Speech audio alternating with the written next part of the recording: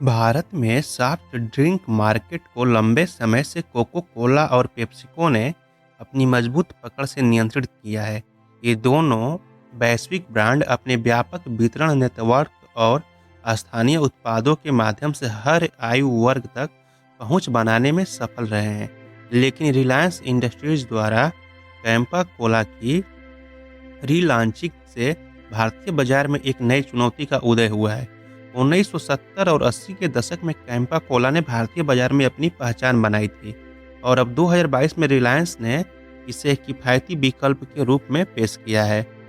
रिलायंस ने कैंपा कोला के साथ किफ़ायती और पहुंच पर जोर दिया है। जहां कोको कोला और पेप्सी को 250 ml की बोतल लगभग 20 रुपये में बेचते हैं, वहीं कैंपा कोला आकर के इस बोतल को 10 रुपये में बेच रहा है। इसी तरह 500 ml की बोतल कैंपा कोला की 20 रुपये की है, जबकि कोको कोला की 30 और पेप्सी की 40 में मिलती है।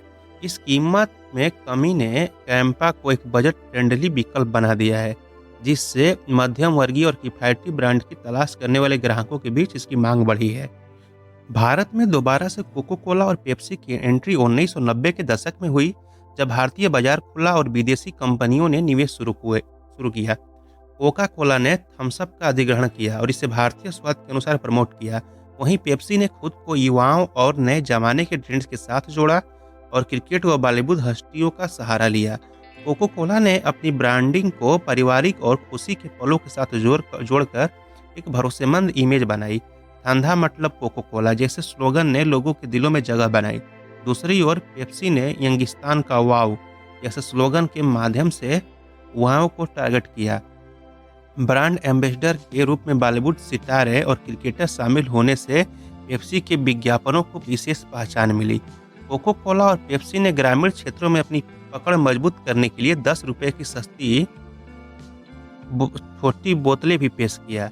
इसके साथ ही वे छोटे शहरों और गांवों में अपनी उपस्थिति बढ़ाने के लिए विशेष वितरण नेटवर्क स्थापित कर किए।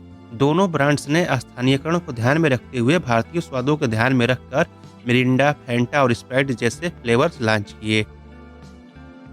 कैंपा कोला का पुनः आगमन ने इन दोनों कंपनियों को नया चैलेंज दिया है। 1970 और 80 के दशक में कैंपा कोला काफ़ी लोकप्रिय था। 2022 में रिलायंस कस्टमर प्रोडक्ट्स के तहत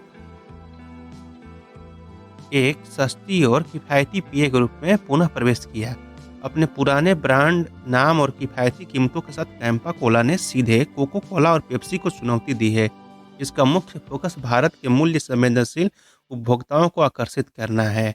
कैंपा कोला ने अपने उत्पादों को कोको कोला और पेप्सी की तुलना में 50% सस्ती दरों पर बेचने का निर्णय लिया है।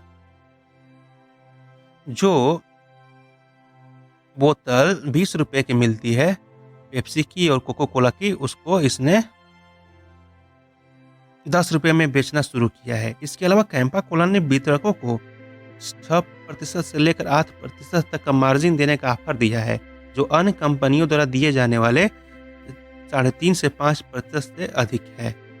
कैंपा कोला ने अपनी आकर्षक प्राइजिंग के कारण छोटे और मध्यम वर्गीय उपभोक्ताओं के बीच तेजी से लोकप्रियता हासिल की है। इसके अलावा वितरकों और खुदरा विक्रेताओं के लिए बेहतर मार्जिन की वजह से इसका बाजार में प्रसार और अधिक बढ़ गया है। रिलायंस के पास जियो और रिटेल जैसे बड़े लॉजिस्टिक का अनुभव होने के कारण कैंपा कोला की डिस्ट्रीब्यूशन क्षमता भी मजबूत है। कोको कोला और पेप्सी ने सीधे अपने प्रीमियम ब्रांड्स की कीमतें घटाने के बजाय किफ़ायती प्रोडक्ट्स लॉन्च करने का विचार किया है।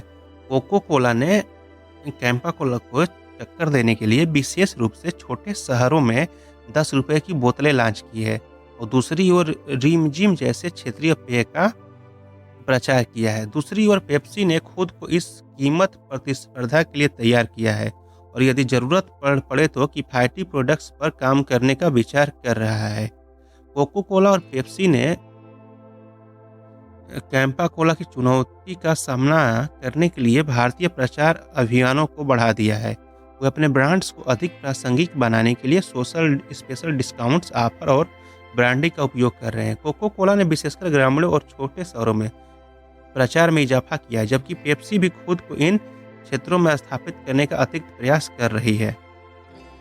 वित्तीय ताकत और वितरण नेटवर्क के साथ रिलायंस की रणनीति ने प्रतिस्पर्धा में एक नया मोड़ ला दिया है। रिलायंस ने अपने अन्य आउटलेट्स जैसे रिलायंस फ्रेश, रिलायंस स्मार्ट, जियो मार्ट का भी उपयोग किया है कैंपा कोला की तेजी से लोकप्रियता हासिल करने के लिए। इसके अलावा आरसीपीएल ने कैंपा कोला के उत्पादन के लिए नई बॉटलिंग संयंत्रों में निवेश करने की योजना बनाई है, जो ब्रांड की उत्पादन क्षमता को और बढ़ाएगा, पूरे देश में इसकी उपलब्धता सुनिश्चित करेगा। इसी बीच कोको कोला और पेप्सी ने भी अपनी साख बचाए रखने के लिए विभिन्न मार्केटिंग प्रयास कर रहे हैं और इससे भारतीय उपभोक्ताओं के लिए फायदा महसूस हो रहा है इन तीनों कंपनियों की टक्कर की वजह से। निष्कर्ष स्वरूप हम कह सकते हैं कि कैंपा कोला के प्रवेश ने भारतीय सॉफ्ट ड्रिंक बाजार में एक नया अध्याय शुरू किया है, जहां कोको कोला और पेप्सी का मुकाबला पहले एक दूसरे से था। अब उन्हें कैंपा कोला के रूप में एक नया प्रतिस्पर्धी मिला है।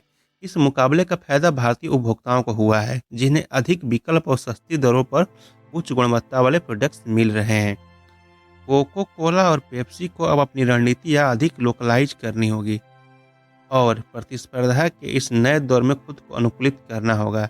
आने वाले समय में यह देखना दिलचस्प होगा कि कैंपा कोला का उदय इन दोनों दिग्गज ब्रांड्स को किस तरह से प्रभावित करेगा और भारतीय कोल्ड ड्रिंक बाजार में कौन सा बदलाव देखने को मिल सकते हैं। धन्यवाद। अगर ये वीडियो अच्छी लगी है तो लाइक कर दीजिएगा और साथ ही चैनल को सब्सक्राइब कर दीजिएगा।